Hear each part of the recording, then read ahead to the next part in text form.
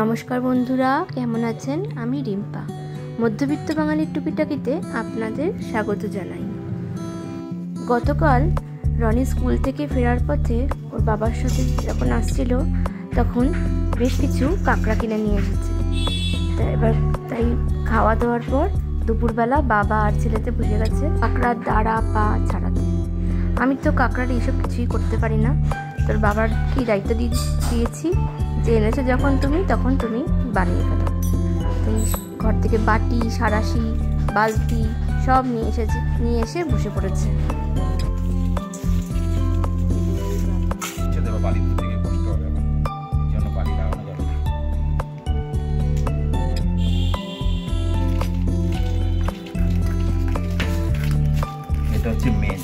কাঁকড়ার দাঁড়া আর পাটা ভেঙে দিয়েছে, আর কিছুই আর ভাঙতে পারেনি।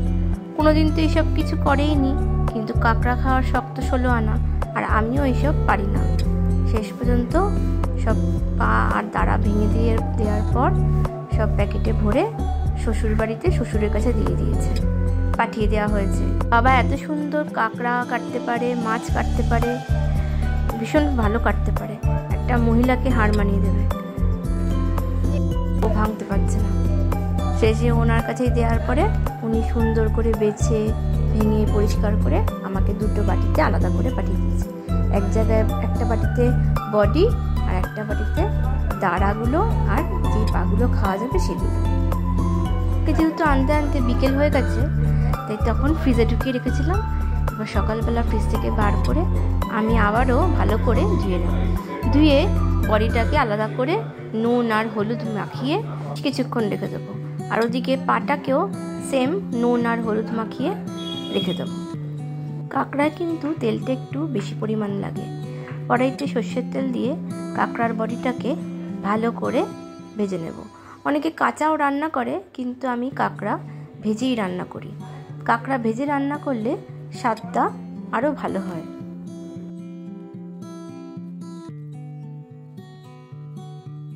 এরকম কড়া করে ভেজে নেব। এবার আমার কাঁকড়ার বডিটা ভাজা হয়ে গেছে। এবার আমি একটা বাটিতে তুলে নিয়ে কড়াইতে আবারও কিছুটা পরিমাণ সর্ষের তেল দিয়ে কাঁকড়ার পাটাকে ভেজে নেব। এখানে কাঁকড়ার যে পাগুলো খাওয়া যাবে সেইগুলোই আমি নিয়েছি, আর বাকি বেশি সরু সরু পাগুলো বাবা নিজেই ফেলে দিয়েছেন। এটা ভাজা হতে থাক, ততক্ষণে আমি কাঁকড়ার বানানোর মশলাটা বানিয়ে ফেলি। আমি এরকম ছোট সাইজের দুটো পেঁয়াজ নিয়েছি। প্রথমে একটা পেঁয়াজ নিয়েছিলাম, পরে আরেকটা পেঁয়াজ নিয়েছি। এবার কিছুটা পরিমাণ কাঁচা লঙ্কা, ইঞ্চি মতন আদা, একটা ছোট সাইজের টমেটো আর একটা ছোট সাইজের রসুন খোসা ছাড়িয়ে আমি পেস্ট করে নিয়েছি। পেঁয়াজটা আমি প্রথমে একটা পেঁয়াজ দিয়ে পেস্ট করেছিলাম, পরে আরেকটা পেঁয়াজ দিয়ে দিয়েছিলাম, কারণ একবারে দুটো পেঁয়াজ দিলে মশলার বাটির ঢাকনাটা খুলে বেরিয়ে আসার সম্ভাবনা থাকে, যার জন্য আমি একটা একটা করে করেছি। এদিকে আমার কাঁকড়ার দাঁড়াগুলো ভাজা হয়ে গেছে। কড়াইতে আমি আবারও সর্ষের তেল দিয়েছি, তারপর দিয়ে দিয়েছি গোটা গরম মশলা। গরম মশলার মধ্যে আছে এলাচ, দারচিনি, তেজপাতা, শুকনো লঙ্কা আর সাদা জিরে। গরম মশলা ফোড়নের যখন গন্ধ বেরিয়ে যাবে তখন আমি মশলার পেস্টটা তেলের মধ্যে দিয়ে দেবো। অনেকে কাঁকড়ার ঝোলে আলু দিয়ে থাকে, কিন্তু আমার হাজব্যান্ড আলু খেতে খুব একটা পছন্দ করে না, জন্য আমি আর আলু দিইনি। আলু দিতে হলে মশলা কষানোর আগে আলুটা ভেজে তুলে নিতে হতো। মশলা থেকে সামান্য তেল ছেড়ে এসছে। এবার আমি এখানে দিয়ে দিয়েছি 1 চামচ মতন জিরে গুঁড়ো আর 1.5 চামচ মতন ধনে গুঁড়ো, কাশ্মীরি লঙ্কার গুঁড়ো আর হলুদ। সব কিছু দিয়ে আবারও ভালো করে মশলাটা কষিয়ে নেব। কষানোর সময় আমি 2 চামচ মতন টক দই দিয়েছিলাম। বুঝতে পারলাম না, কোনো কারণে বোধহয় ওই ভিডিওটা স্কিপ হয়ে গেছে। মশলা কষানো হয়ে গেছে। এবার আমি ভেজে রাখা দাঁড়াটা আর কাঁকড়ার বডি সবই একসঙ্গে দিয়ে মশলার সঙ্গে ভালো করে কষিয়ে নেব। মশলাটা যখন কাঁকড়ার গায়ে লেগে যাবে, ভালো করে কষা হয়ে যাবে, তখন দিয়ে দেবো সামান্য পরিমাণে জল দিয়ে আবারও ভালো করে কষিয়ে নেব। আমি কাঁকড়ার ঝোলে স্বাদ মতন নুন দিয়ে দেবো।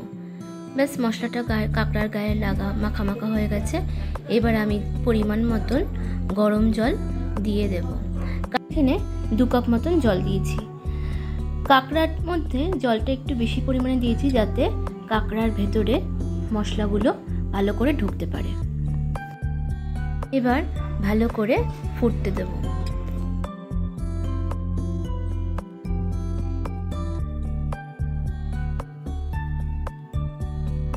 ব্যাস আমার কাঁকড়ার ঝাল তৈরি হয়ে গেছে, ঝোলটাও অনেকটা শুকিয়ে এসছে। এবার আমি ওপর থেকে গরম মশলার গুঁড়ো ছড়িয়ে নামিয়ে নিয়েছি। এভাবে খুব সহজেই বাড়িতে আপনারা কাঁকড়ার ঝাল বানিয়ে নিতে পারেন। আজকের রেসিপিটা আপনাদের কেমন লেগেছে তা অবশ্যই আমাকে কমেন্টে লিখে জানাবেন, আর ভালো লাগলে একটা লাইক করে দেবেন। আজ তাহলে এই পর্যন্তই, খুব শিগগিরই দেখা হবে পরের ভিডিওতে।